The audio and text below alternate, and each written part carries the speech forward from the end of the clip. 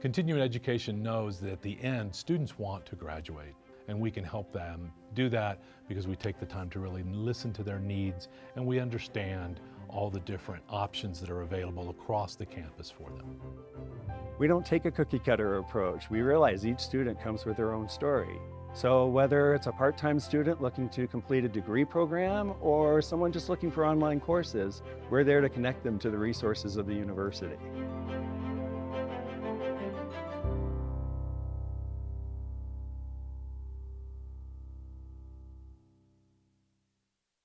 I need to make an announcement, and this is, I hope that I can find it quickly for you. I would like to share that before we get started, the University of Colorado Boulder, Colorado's flagship university, honors and recognizes the many contributions of Indigenous people in our state. CU Boulder acknowledges that it is located on the traditional territories and ancestral homelands of the Cheyenne, Arapaho, Ute, and many other Native American nations. Their forced removal from these territories has caused devastating and lasting impacts. While the University of Colorado Boulder can never undo nor rectify the devastation wrought in Indigenous people, we commit to improving and enhancing engagement with Indigenous peoples and issues locally and globally. We will do this by recognizing and amplifying the voices of Indigenous CU Boulder students, staff, and faculty and their work, educating, conducting research, supporting student success, and integrating Indigenous knowledge, and consulting, engaging, and working collaboratively with tribal nations to enhance the ability to provide access and culturally sensitive support, and to recruit, retain, and graduate Native American students in a climate that is inclusive and respectful. And I add, amen, it's about time. This is April 10th. It is 12:30 in the afternoon, and this panel is number 18402, I believe. Can somebody correct me on that? Yes? And we're going to get started. My name is Joseph Bennett. I am here from San Miguel de Allende, Mexico. And I am a podcaster, author, and a certified happiness coach. And I love today's topic. I am really thrilled to be talking about it with Winston Cole and Florencio Mazzoli and Tai Tashiro. And a little bit about each of them. Tai Tashiro tells me that as an undergraduate here at this university, he failed to not get kicked out of his dorm room. When I asked him why, he said there were multiple reasons and all of them were justified. So that's one of your panelists. Wisdom Cole comes to us from California. He is an outdoorsman. He loves hiking. Who doesn't, right? And he loves the mind-body connection that offers him. And Florencio wants to know if we could ask him, what failures do we need in order to thrive? And are all failures created equally? Please put your hands together for our esteemed panelists. And prior to starting today, I asked each of them when is their birthday, because I didn't know how to choose who gets to go first in introducing themselves. So we are going actually in order because the birthdays happen in August, September, and then November. So Flo. Yeah, hi all. Name is Flo Mazzoldi. He loves to say Florencio. I don't know. Flo is easier. I come from Argentina originally. I did my undergrad there on software engineering. I came to the US to do a master's degree in computer science and business. Since then, I've been delivering technology for many industries, currently work in biotech. I work in Ginkgo Bioworks, where we're trying to basically learn how biology works and deliver organisms that solve world problems. So that's the background. I guess you could have read that in my bio. What I think that the reason I'm here, I'm very much into growth mindset, which absolutely requires failure for you to grow and understand that you're not born with being awesome, and you can get better. And the other reason is I failed a lot. Like I got here just by failing a ton of stuff. Yeah, some seriously massive failures that I'd be happy to talk about later. Yeah, thank you. Before we move on to wisdom, please know that there's a couple producers in the room, and if you have questions, which we hope that you do, just raise your hand. They will bring you a note card and a pencil, and when you're finished writing the question, which I know you're going to write it legibly, raise your hand again, and they'll come and collect it and bring it to me. Wisdom. Good afternoon, everybody. Good afternoon, everybody. Good afternoon, Wisdom. It's great to be back in Boulder. Again, my name is Wisdom Cole. It's great to be here on this panel about failure. I proudly serve as the National Director for the NAACP Youth and College Division, where we serve over 30,000 members engaged in the fight for civil rights in this country. But you know, my journey in failure started a lot longer before my current position. You know, originally I am from Nigeria. My family immigrated here when I was about 2 years old. Grew up in California, where I went to the University of California, Santa Cruz, where I actually studied and got my degree in chemistry. And as scientists, we learn that failure is a part of the process, right? But also as an organizer and activist, I've been a part of many campaigns that have failed, right, that have not done well, that have not produced the results that we seek to see in it. And part of what I've learned from that is how we continue to recognize that failure is not final. And so I'm excited to talk about thriving. I'm excited to talk about how failure contributes to your ability to thrive. And I'm glad to be here. Ty, thank you, Wisdom. Yeah, I'm Ty Tashiro. My background is in psychology, and I'm an author. I've written a couple books, I guess, related to failure. One's on social awkwardness, the science of why we're socially awkward and why that's awesome.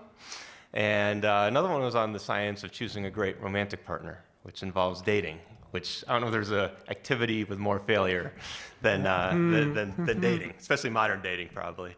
But I looked a little bit into some of the research that's been happening on failure. I haven't actually looked at this topic since I was in graduate school. And there's this really interesting paradox that's brewing right now. I find kind of juicy a little bit. So there's this construct called persistence, right? And persistence is when you have a failure and yet you keep trying despite that, right? And the way psychologists have approached persistence for decades is just to treat it as this one thing and it's a good thing. Well, some clever folks a couple years ago said, well, maybe that's not true. And what they found was there's actually two types. So there's holistic persistence, which is a work-life balance. You have an open mind about your work, but also your life in general. People with a holistic persistence kind of mindset, no surprise, are happier. They have stronger self-esteem. And because they're persistent, right, they tend to have pretty good outcomes. Now there's another type called a rigid persistence kind of person. And the people with rigid persistence have lower self-esteem. They're very myopically focused on one aspect of their life, usually related to work. And they suffer from more depression, more anxiety, and they use substance abusing far more often. So not great, right? But here's the kicker. In numerous studies, what they found is that the rigid persistence people consistently achieve better outcomes than the holistic persistence people. Isn't that kind of juicy? So, while theoretically, I would like to think I want to be a holistic persistence person, I can't let go of this thought that it would be a little bit better for the specific outcome to be a rigid persistence person. And so I think when we talk about failure, you know, that's kind of and you can all kind of think of yourselves and what type of person you might lean toward. You know, I think for me, I've been more rigid probably than I should be. So I'm interested to hear how this has played out in other people's lives. This is a question for any of our panelists today. Could you briefly talk about a failure that you've had in your life or that you're currently having in your life that you've been able to transform into something more positive? What do you got? I got one, but it's not brief. Says the Latino in the room. Well, this was about 2017, probably. No, 2007, actually. I was working in Ceridian. I managed a team that built a payroll engine. A payroll engine is a piece of technology that figures out your paycheck for companies. And when I got the job, the CTO sits me down and says, look, your job is the easiest job in the world, okay? All you need to do is make sure that you pay correctly and you pay on time, okay? That's basically, like, nothing else matters. And I looked at the technology that I was handling. It was all like extremely old technology, super rusty. Okay, I'm like, okay, I can innovate here. This is gonna be awesome. Okay, we're gonna put together the best payroll engine out there. It's gonna be fantastic. So the company grew by acquisition. So we selected one of the payroll engines as the top one, and we would evolve that one and make it better. Long story short, we did that, about 6 months worth of work. We deployed the payroll engine. We started putting new customers into the payroll engine. And about 2-3 days after the first payroll went out, the account manager started calling in and basically saying the payroll engine does not calculate 401k correctly. This is the only thing worse than that would be if the actual number in the check would be wrong. Okay, anything else would be better than that. It was a disaster. Massive amount of frustration by customers, account managers, led to my team and I to be spending a month on fixing the payroll engine to calculate correctly and fixing all the prior payrolls so that it worked and the companies could put the 401k correctly out there. So throughout the month, I got all sorts of pejorative, I think, language and not very happy people, and it was like incredibly stressful. But by the end of that, we had quality techniques that we talked about for years in payroll industry conferences. We ended up with some of the groundbreaking quality software quality processes that just didn't exist at all. So it brought a completely different kind of innovation, but it made us incredibly better in the long term. Follow-up question for you. Can I ask about how did that affect you personally? Because Ty spoke about self-esteem. What kind of stories do you tell yourself when you realize that what you've been working on for a while just blew up in your face? Yeah, I'm Argentinian, so kind of cocky. So I didn't immediately think, okay, I am a failure. But all that was in my mind was, I gotta fix this. Like this has to be fixed, independently of what people are saying out there. We need to fix this immediately. So I was much more focused on how to solve the problem than just beating myself up. Got it. Yeah. Same question, Wisdom. Yeah, honestly, I think I failed my way into my career. I think about my time in college. Like I said, I studied chemistry. And my whole point of going to college, I thought I was going to become a doctor. I wanted to be a pediatric surgeon. I studied really hard. I was in all of the chemistry, the bio classes. My sophomore year of college, I got the best research internship on campus, which was called the MARC internship. And there was only like 5 people in the entire department who got selected for this program. And wow. Even with the intense pressure that I was the only black person selected to be a part of this program. So it was not just the idea of me getting into the program for myself, but also this idea that you are representing a community of people who are oftentimes not in this space, right? And so I was excited to be in that space because I like to take challenges head on. But in this midst of this time, I was also getting politically active, right? This was in the wake of the murder of Trayvon Martin, right? And the idea that George Zimmerman was not convicted as guilty, in the midst of that happening, we didn't see a response from our university to this issue. And so for me, as a student on campus, as a leader on campus, I was an RA in that point in time.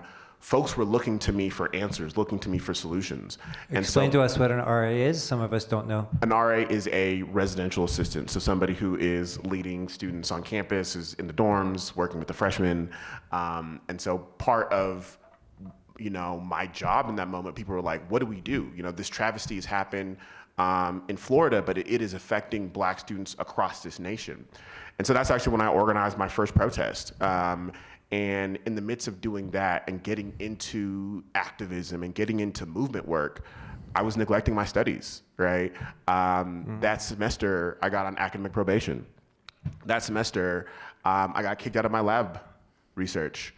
That semester, I had the most amount of fights with my mom because I was struggling with this fact of, I want to be a part of this movement. I want to be an activist. I want to be an organizer.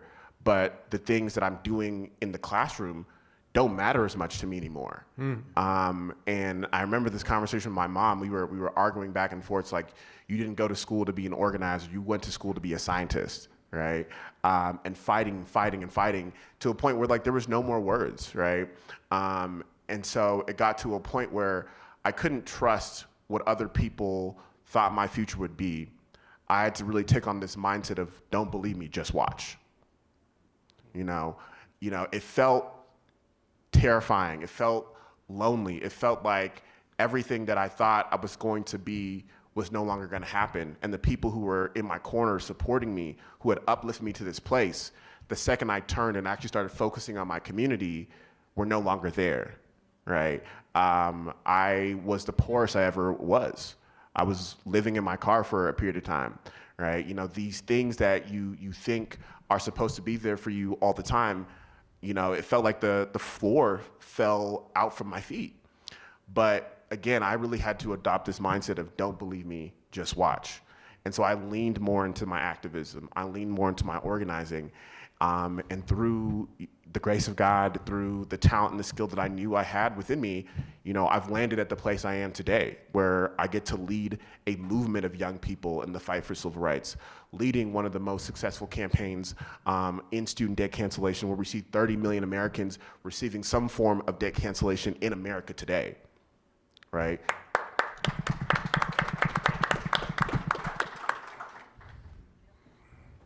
Ty. Yeah, just watch. I like that. That's great.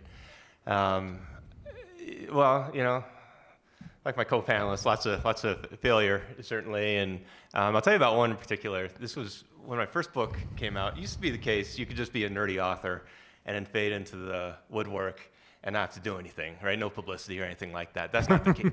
That's not the case now. I didn't quite get that full memo. So when the first book came out, I was fortunate to get some publicity, and I'd done a video with Business Insider. I spent an hour and a half on camera talking to a great interviewer, and then I cut it down to 2 minutes, which, thank goodness, right? And so it actually looked pretty good. But there was all this suffering nobody else saw, right? The poor editor, I can only imagine what they went through in post. But this was about 8 years ago, and this is when people were realizing that YouTube was not just someone sitting in their basement with bad lighting and bad camera work. That if you did something with high production value, that this was the new way to go. And so there was this flood of funding into companies that were now going to produce high production value videos, like you see now, right? So one of I won't mention the company just to spare them the embarrassment, but one of these new companies, a producer contacted me and they said, we'd like to do a video with you. I said, okay, great. So I showed up in New York, Lower East Side, and if you've ever seen a production in New York, it's serious when there's multiple semi-trucks lined up on the streets. And I remember my friends who are actors saying, if Craft Services food truck shows up, it's for real. Craft Services food truck was there, and my heart rate is just beating, and and I see this huge crew, these huge cameras, and I think, you all have made a horrible mistake. And they did. And so they had hired, there were 24 actors that were going to be part of this.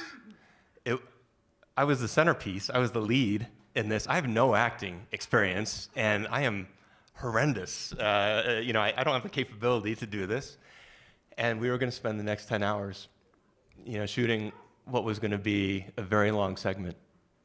And from the whole time I was going through this, I knew I was totally messing it up. Like everything was just bad.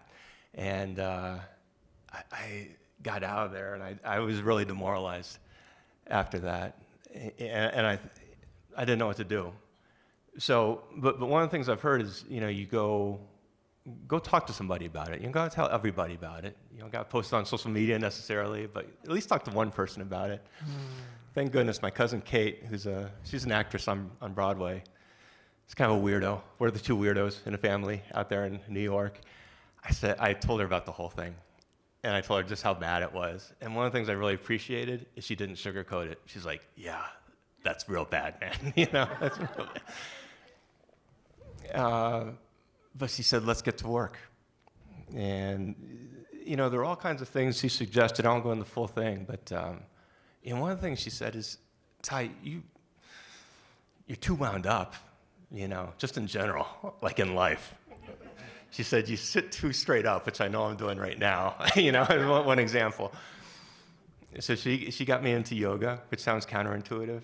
She got me into all kinds of things that were not centrally related. She worked on my skincare routine, actually, all these other things. But, over time, what happened is I did get better.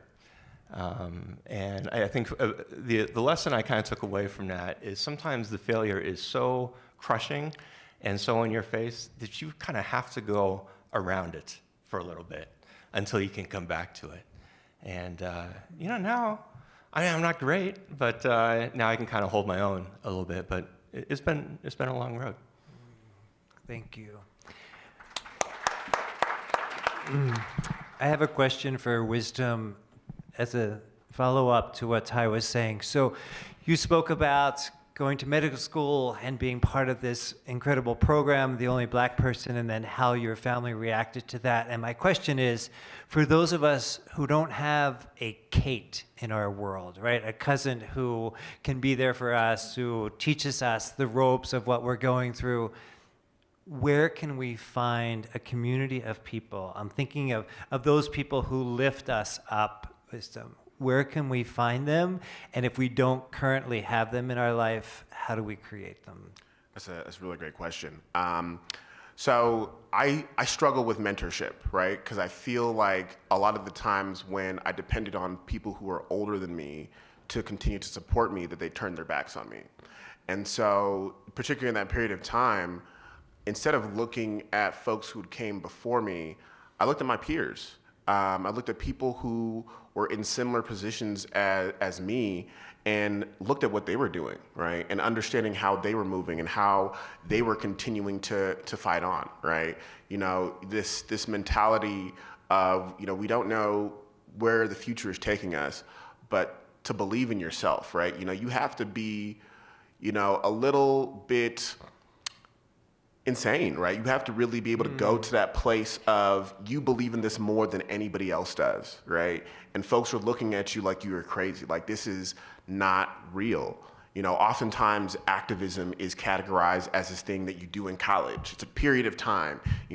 Once you graduate from college, you have to grow up and get a real job. And the amount of times people told me, like, you cannot sustain yourself on a career like this. When I first got an offer to even work at the NAACP, so many people told me, don't take it. Nonprofit is not consistently funded. You may lose your job tomorrow. You don't know what the future of this looks like. It's not stable, right? But I believed in something more than anybody else did. For me, I personally identify as a Pan-Africanist, right? The idea that for black people to be free, Africa must be free, and for Africa to be free, black people everywhere must be free. And that was something I really held tight on, right? This idea of like, what does it really look like to build a movement for freedom, movement for liberation? Something that I can see in this lifetime, and to see wins that are actually going to help create a better future, right? When Trayvon Martin and Michael Brown and Ahmaud Arbery and Breonna Taylor and George Floyd and all these murders that have happened and consistently happen in America today, you know, that takes an impact. It takes a toll on your mental.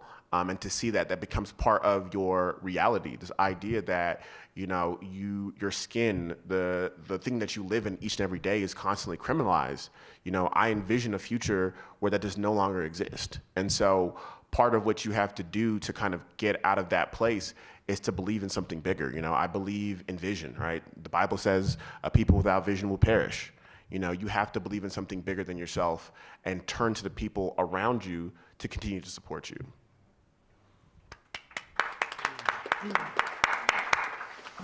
Thank you for, yes, please, Florencio. Yeah, I'd like to make another comment on Kate and the value of her telling you straight up. I mean, I think that's something like, you know, like as I said, massive failures of many kinds in my life, and many times you get the Kate that will tell you it's not that bad.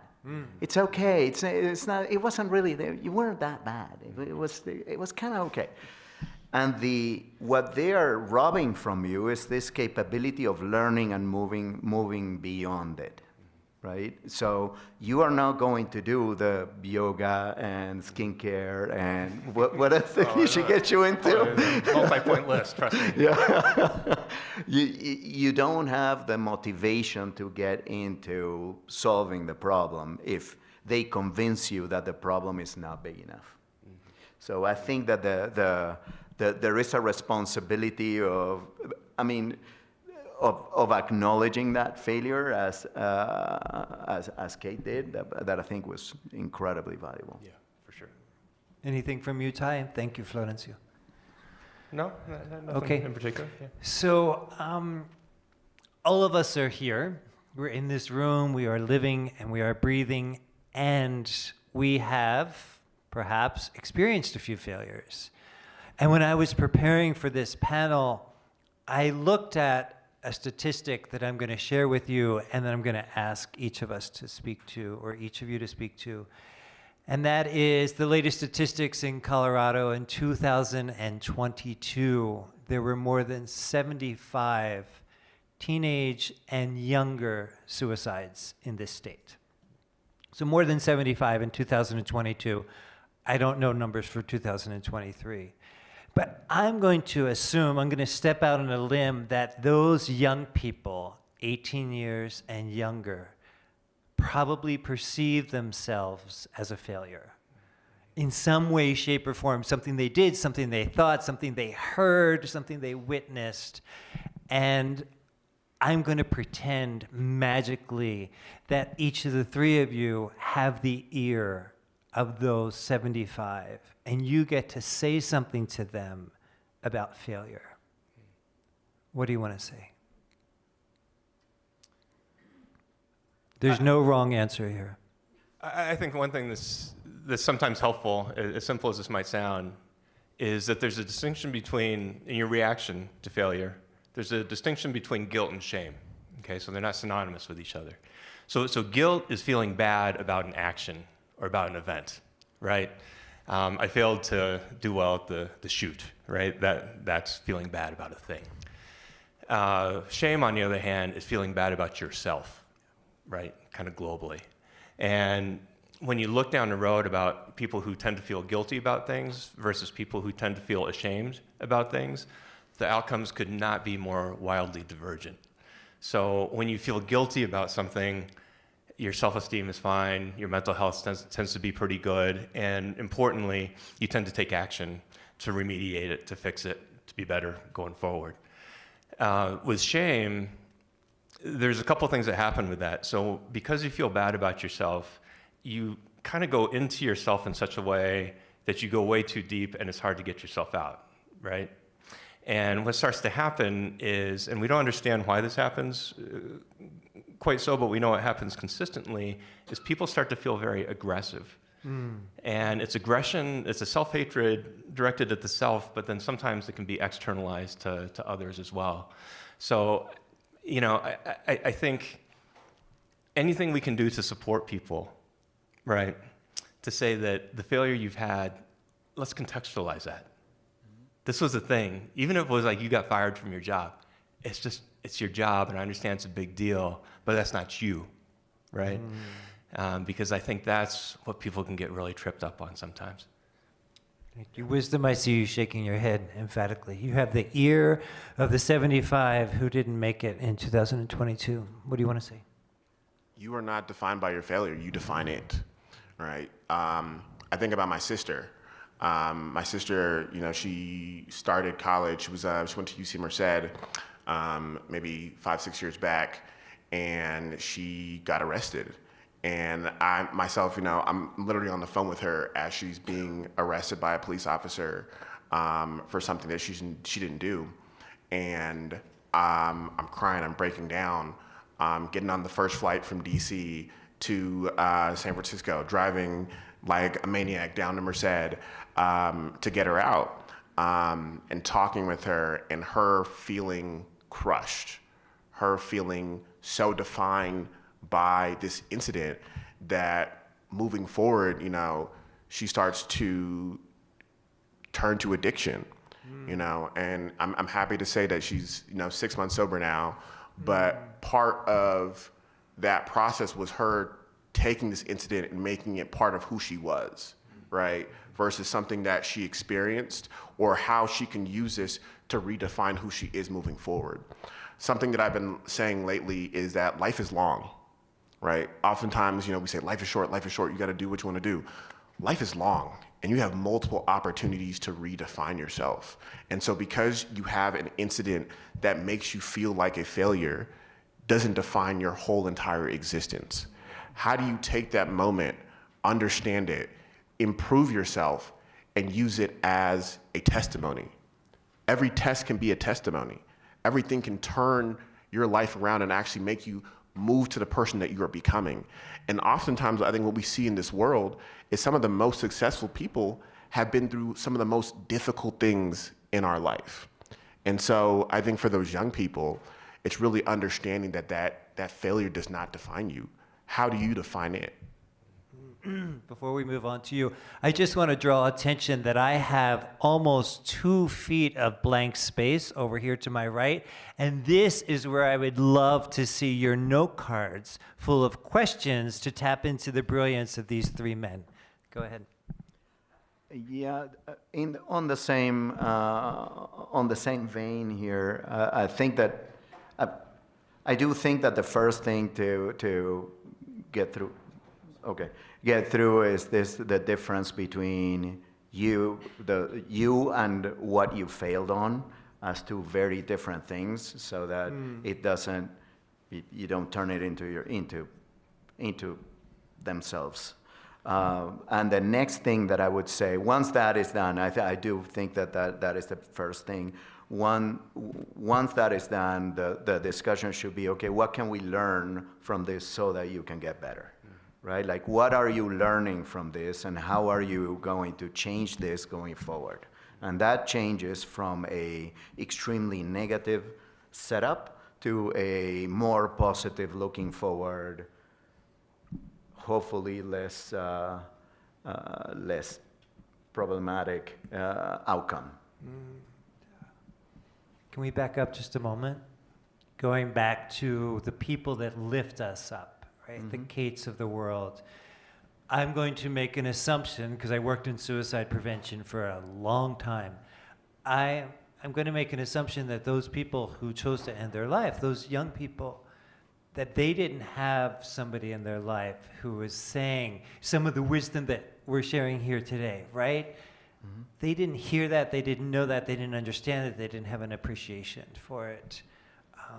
Where can we find those people in our lives who support us and love us and say, it'll be okay. I'm not going to sugarcoat this, but it'll be okay. Where do we find them? Well, and I think that the problem actually gets compounded because when you start feeling like failure, you turn inside. So if you did have somebody, now you don't anymore.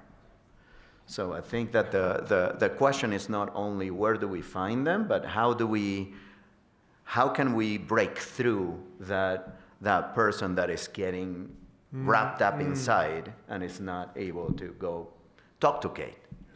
Wisdom. I also think that sometimes you do need those moments alone, right? I think you need those moments of understanding yourself and understanding what you're going through, right? I think that oftentimes when we experience extreme failure and we want to turn, sometimes we know the steps, right? And even seeing my sister go through AA has been awesome because it is a culture of being honest with yourself and being honest with others and being accountable. My name is such and such and I'm an alcoholic, right? This idea of naming certain things. But I think that there also, what happens sometimes in failure is that everybody has a suggestion or idea of how you need to deal with it and how you become better, right? And sometimes you need to be able to sit in that moment and understand how that failure has impacted you. You can't live in it, right? Once you live in it, that's when the depression starts to sink in. That's when the suicidal ideation starts to sink in. That's when all of these extreme parts of the failure sinks into your psyche. And so I think being able to take a step back and understand how you are adjusting with this and how you can get help and support. Like we said earlier, I love to be outside. For me, when I'm feeling bad, when I'm feeling like a failure, I need to go on a run. I need to go on a hike. I need to be outside. I need to see the beauty of nature to understand that it is not so bad. That it is not just this moment in time, but there is something a lot bigger than what is happening in my life. Ty. Yeah, I think one just caveat I want to say, because I do agree with the premise here, but sometimes loved ones are trying to communicate with the person who commits suicide the very messages that they need to hear. But it is just so hard for them to hear it. I just want to point out that can sometimes be the case, right? But I guess one of the things that I learned later in life was just how few people will understand what you're trying to do with any particular thing. And that my reaction to that was to get very frustrated, right? And kind of be like, why don't you understand me, kind of thing. And there's something really liberating to the point about sometimes you just gotta have some alone time too. Is the idea of maybe not many people will understand certain parts of you. And that's okay. And it's not malevolent on their part. It's just that people are hard to understand. I've been really blessed, I feel like, that I've had folks, sometimes it just takes one or two. It takes one Kate, right? To get where you're coming from, and believe it or not, that can be enough. It doesn't have to be everybody. So I think there's some liberation in that attitude. Thank you. We're going to move on to this pile of questions that we now have. The first one is something that I also brought to mind when I was looking at who was making up this panel. And the question is, do you have any thoughts that there are no females on this panel? So I noticed that right away. And the only sensitivity that I brought to it, or the understanding, was that at least we had an Asian, an African American, a Latino, and a queer up here. And then my second thought was, oh, well, maybe it's because women don't really make mistakes. They're just perfect, right? So let's give an applause to the women in the room. Thank you, thank you. Anything you want to say about there are no female panelists here yet? That's a failure, right? Yeah, that is a failure. And I think part of it is something often, when you're in certain spaces like this, conferences, convenings, things of that nature, those are things that always consistently come up, right? I was just in Syracuse, very similar situation. I was a black man on a panel with all white men, and that was a failure on the part of the organizers. But part of what has to be given in terms of feedback, and what we'd like to say, when I was an educator, you got to fail early, and you got to fail often, right? Oftentimes when you are not recognizing or having that experience with failure, you see everything as you do as perfect, right? Like there's a very easy way to say, hey, we left this panel and didn't address that elephant in the room, right? And so I think part of it is like, how do we, as organizers, people who are producing this panel, make sure that, there are guidelines or stipulations about who is on the panel, who's there, and what does it look like moving forward? Thank you. Ty, anything? I mean, I guess it is a good point, and there's three seats here, so I guess there's sometimes that's just going to happen. But to speak to the point directly, maybe, you know, one of the things, of course, is that society reacts differently to failures based on our social identities, right? And you know, one of the things that I'm kind of mansplaining here, I guess, a little bit, but you know, one of the things that happens, of course, is that women's failures are judged more harshly than men's failures, and unfairly and unjustly so. So yes, it would be good, for example, to have that kind of diversity to address those kinds of points. I agree. Very much. So what I'm noticing with all of these questions is that none of them say student at the top. So if there are any students and you didn't put that on your paper, forgive me for not noticing it because it's not here. Question for wisdom. How, if you did you repair your relationship with your mother? Going back to your origin story. That's a really great question. Again, back to this mentality of don't believe me, just watch, right? Like I really had to, that was my mantra for so many years because it didn't feel like I had the support of the community that was behind me. My mother always taught me the value of education. You know, she was the one who pushed me to go to school. She was the one who pushed me to become a doctor. She's the one who pushed me to do all the things that I am even today. But part of it is, you know, some people have to see to believe, right? And so, you know, they talk about, you know, the characteristics of genius and this idea of like delusions of grandeur and being able to do things that people don't believe are able to be done. And so I think for me, you know, the way we repaired it was through time, but she started to see the fruit of my labor, right? You know, the things that I have done have actually produced fruit. But I think part of what we have to change within our dynamics is, you know, being able to believe, particularly for young people, right? Believing in their dreams, believing in the opportunity for them to recreate, right? Again, life is long. There are so many opportunities for you to reinvent, for you to recreate yourself. And so to be fettered or chained to one idea of who you have to become to be successful in this world is a farce, right? People have reinvented themselves over and over again. And so I think, you know, with me and my mom, we're at such a great place today, but she has seen the impact of my work. You know, I took her to the Image Awards and she had a phenomenal time. She met all the celebrities from Black Panther and, you know, she's saying like, oh, like this is, you know, she saw me on CNN and MSNBC and she's like, oh, this is actually working. So. Question for any of our panelists. Please, can you all elaborate on both of these expressions? Fear of success, fear of failure as obstacles towards your success. Fear of success and fear of failure. Can you elaborate on that? I can go with fear of failure. I think easier one. In general, we all have fear, and just being in this panel, right? Like, am I gonna say the stupid thing here between us, or what's gonna happen? But and being able to contextualize the potential failure and the impact of that failure would have on my life is what I think about when I'm in that state. Okay, it wouldn't be that bad if I say a totally stupid thing here. Okay, it wouldn't completely change my life. So that's how I psych me up to go through that fear of failure and do things, because otherwise I think you get paralyzed. I say, so for the longest time, my biggest fear was not living up to my potential, right? I think in my life experience, I've oftentimes been a token Black person in many spaces.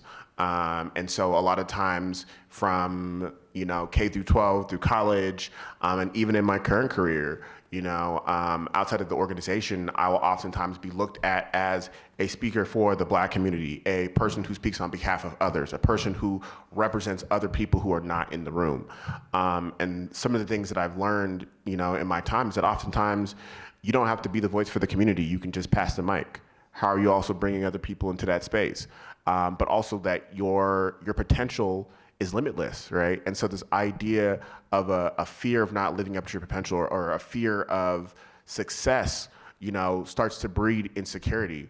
But again, I think you have to kind of redefine what that means for you, right? Like, you know, the fact that you woke up today, that you're here, that you're present, that you're engaging. You know, I tell my team all the time, you have to do the work to be inspired. You know, part of the reason I'm at CWA is to be inspired by other people. And so to be in this moment in time, I am living up to my potential. I am walking in my purpose. I am living the life that I didn't know was going to happen for me, but I am executing it to the best of my ability, and that is okay, and I am enough. And I have been going to therapy to help me get to this place. I love this question because of the fear of success part of it, which I feel like sometimes we don't talk about, but it's huge, right? Because if you're successful, things are going to change, and it's about half good and about half bad, right? And I think sometimes, well, for me, the indicator is if my house is really, really clean, and I am, the other day, this just happened a couple of weeks ago, I was organizing my safety pins by size.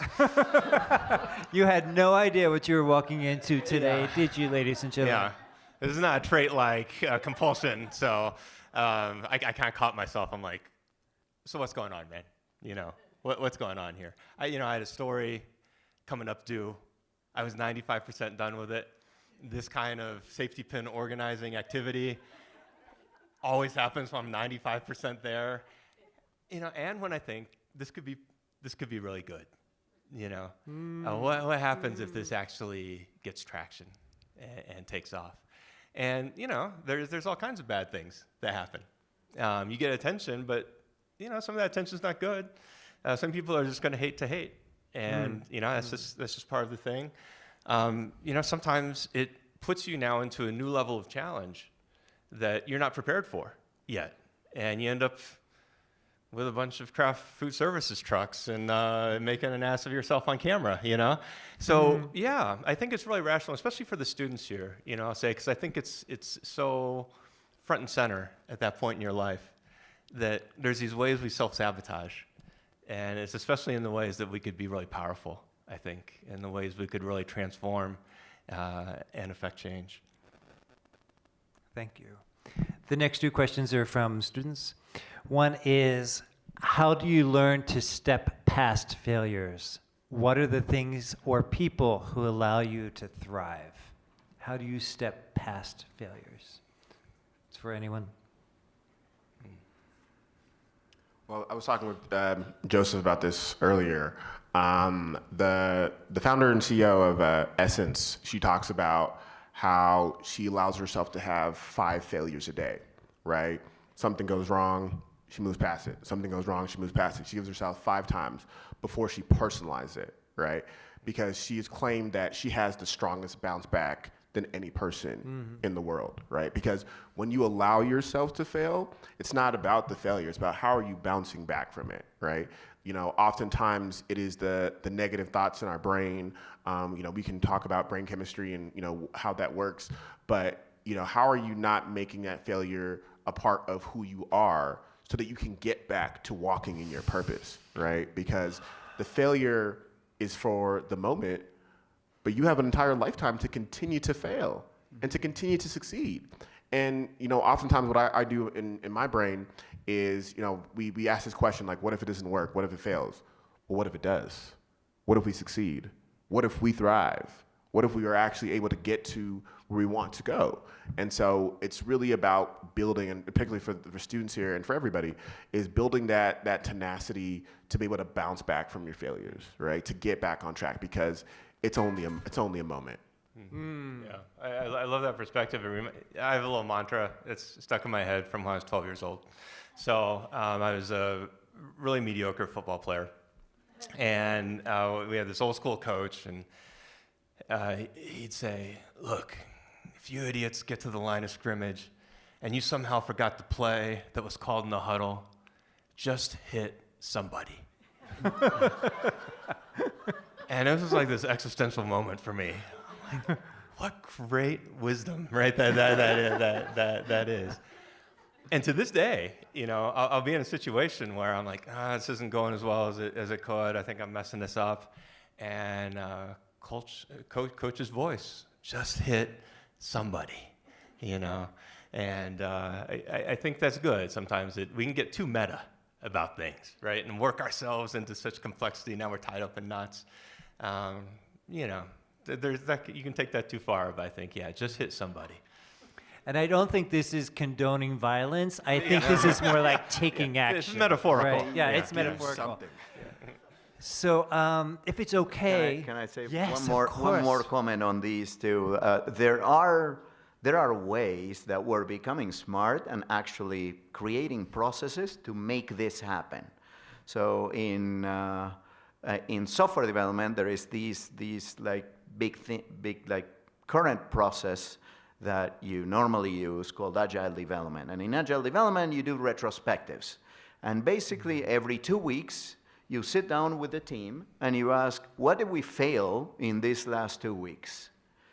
So what it's trying to do is trying to normalize failures and turn them into learning and progress events, right? And you do it every 2 weeks. So now it basically becomes very obvious, since you're doing it every 2 weeks, that the team is not a failure as a team. It's we can get better as a team working together if we recognize the failure events that happen through the 2 weeks. So it's kind of like a way to create a process around what you guys were talking about. That's great. Thank you. This next question is for all three, but I'm wondering if it's okay if I actually give a part answer to it as well. As a young person starting college, how do you deal with the feeling of pressure and anxiety to be successful, to define yourself and your goals? So that's a lot, right? I don't know if all of us here remember what it's like to be 18, 19, and 20 years old, all of that pressure. But how I want to answer this, I just lost power. Are we done? Is it lunchtime? How I want to answer this, I guess I'm not allowed to talk, that's why they turned my microphone off, is this: success leaves clues. So people who have been through very similar things to what you have been through have left clues. They have written books, they have developed programs, they have recorded podcasts, they have written blogs, they have email lists, they have all of this information, and so much of it is free and available 24/7. So find people who have been through what you're going through and allow them and their knowledge to support you. Thanks, sweetheart. Anyone else?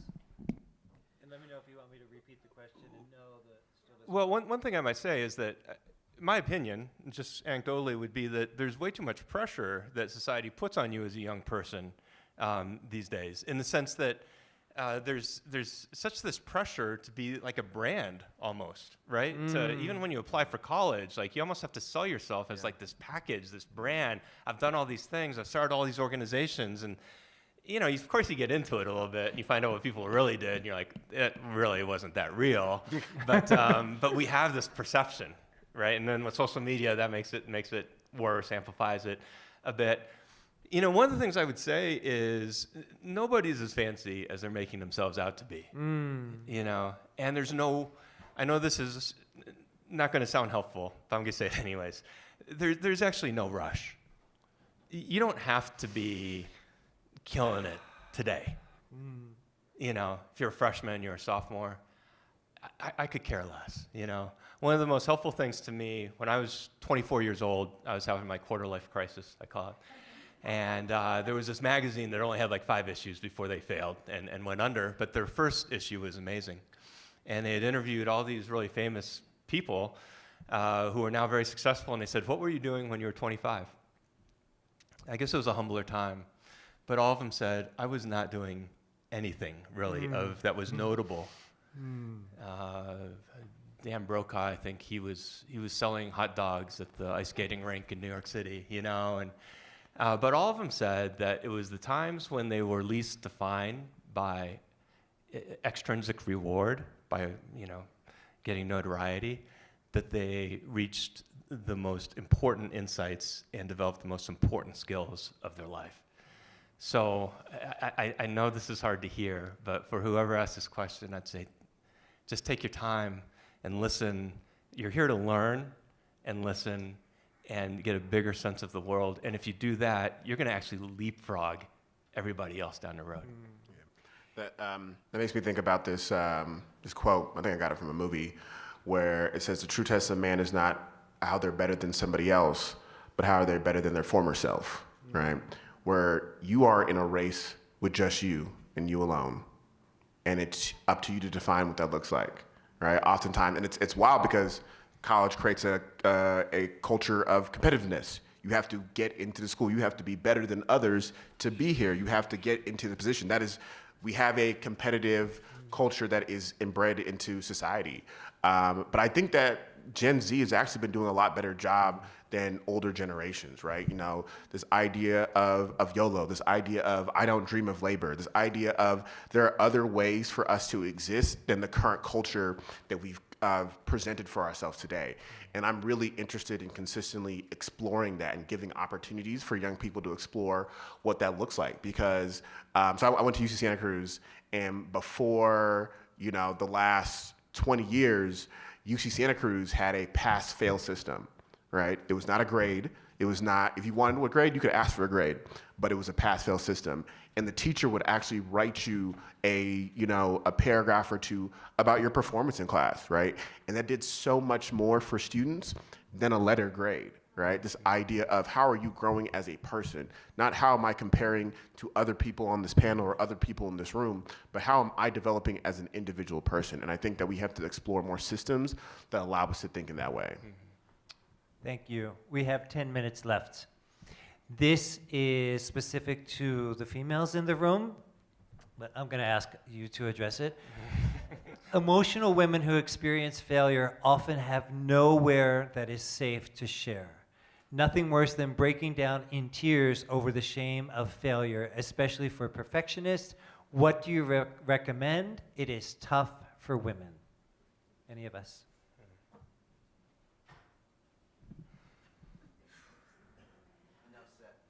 Yeah. I'm going to go back to my original answer about success leaves clues. So there are the Michelle Obamas out there. There are the Brene Browns out there. There are the Mel Robbins out there. They have been through some stuff in their lives, and they have gotten through to the other side, or they are getting through to the other side. And they are writing, and they are speaking, and they are on panels, and they are on podcasts. So find that as your safe space. Anything else? I would say, because this also kind of starts to bridge into the gap of like mental health. Oftentimes in the mental health spaces, we talk about your starting five. Who are your people that you can turn to, that you can rely on, that you can cry with, that you can be vulnerable with? You know, even in politics, we talk about a kitchen cabinet, and it's a different form there. But who are the people who are in your inner circle that you can turn to? And we've talked about this even with the young people who have committed suicide, right? Like, oftentimes, we need to be able to have people that we can turn to be absolutely vulnerable with, right? I have my older cousin that I know I can call him and I can cry on the phone. I can be vulnerable with him completely, right? Utterly and openly. And so to be able to have that, because like we don't have a culture that allows you to be vulnerable. We don't have a culture that allows you to feel those feelings when you're in that moment. And so who are the people that you're turning to? And so I advise you to have a starting five. I just, that's great. That's a great point. And I was thinking about who is in my starting five and the characteristics they have. One of the things, I'll speak for myself, but I guess a male-centric way that I've approached some of this is thinking about instrumental support. So what are you going to do? How are we going to fix this, right? I've said that a couple of times today. And that's fine, and sometimes that's what people need. Sometimes people just need you to be quiet and listen and actually just empathize with what's going on. Right? They need that emotional support. There is a tendency, there's a lot of diversity, but there is a tendency for women to value that emotional support more than men do in research studies. And I think, men can get in that fix-it mode sometimes, which is so unhelpful if that's not what you're looking for, right? Yes. So part of your starting five, have some non-fixers in it, I might say. And for us as men, just being open to the idea that there's a broader way that we can support others besides the ways we've typically been trained to do it. Thank you. Somehow in my moderator mind, I think this question is related, and it is, what are your thoughts on failures of health, where your own body betrays you?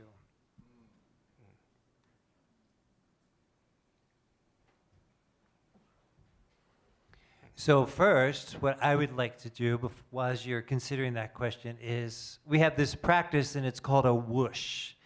So you put your hands near your heart chakra, and on the count of 3, 1, 2, 3, first I'm going to show you what it is, and then we'll do it. 1, 2, 3.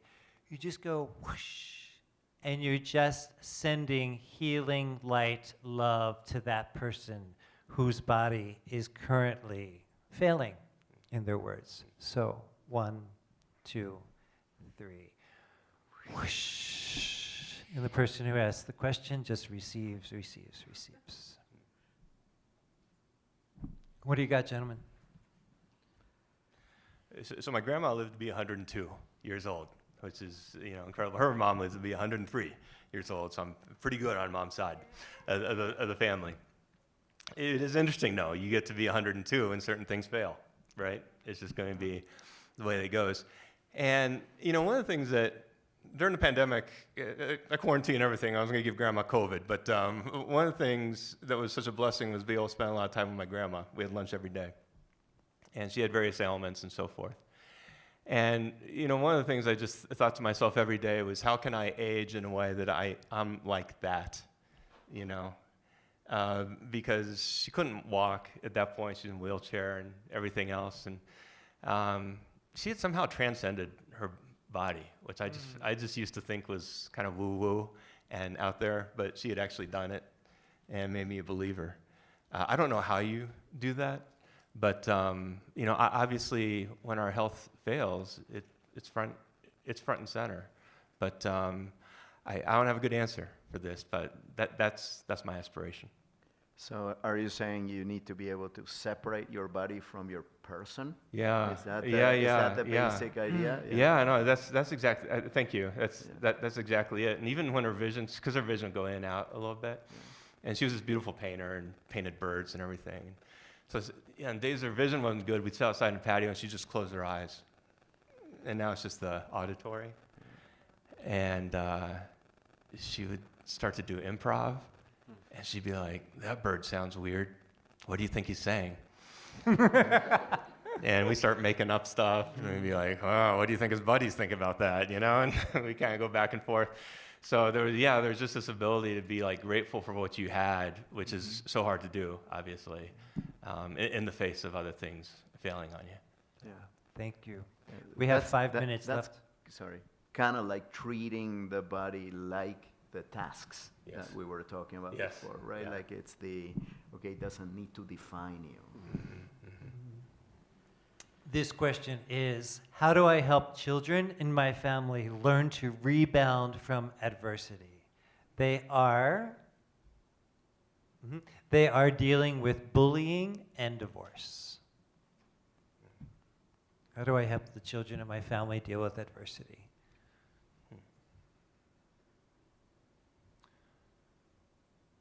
Well, one thing I might say is it's not their job to fix those things. I think kids sometimes, one of the things I would think as a hypothesis going into that room is I think the kid thinks it's they might think it's their fault, which kids can do, and 2, they might think it's their job to fix it, even if they don't think it's their fault. And so I think to relieve them of that, this is not your failure. This is something that's going on that's hard to deal with, but it's not yours, would be, one place to start. I think the second thing would be that they're going to cope with it in ways sometimes that aren't great. And that's part of being a kid too, And one of the most, I guess, concrete examples of this is developmental psychologists do these studies where they look at kids in the kitchen. And kids, if you look at young kids, kids want to help. They want to do things, and they make a complete disaster out of the process, And parents will be like, oh, why don't you just go watch TV, or why don't you just, because it's more trouble than it's worth. But I think that generalizes to other things as well. And something even like a divorce or bullying or something else, they might be rageful. They might want revenge, right? They might have these fantasies that kind of scare you and aren't great. But that's part of the thing. And I think just giving them the space to explore that, right, and talk about it, as uncomfortable as that is as an adult, is a really important thing. Thank you. To wrap up, there's two things I want to share with you. And one is for those who are right-handed, to take your right hand and put it over your left shoulder. And those who are left-handed, Katie, put it over your right shoulder. And close your eyes. And breathe. And just pat yourself on the back. Keep your hand there, keep your eyes closed, breathe again. And pat yourself on the back like you really mean it. Like all of those failures, all those attempts to thrive brought you to this moment, and you are giving yourself an attagirl or attaboy. And the last thing, I do not get paid any more for this announcement. Actually, Bob, do I get paid at all for this? Yeah, okay. It's something that Ty's grandmother mentioned, taking improv. So if you ever want to experience just showing up and looking silly and having your failures or mistakes celebrated, go take an improv class. There's some great classes here in Boulder, in Denver, and in other parts of the world. And it is such an gorgeous, freeing experience for us to fail, for us to thrive, and for us to get messy with this thing called the human condition. So that is my out. What do you guys got? Last thoughts? Go out there and fail. Fail early, fail often, and failure isn't final. Yeah, keep going. You know, you're gonna be all right. There's no rush. Thank you for being here.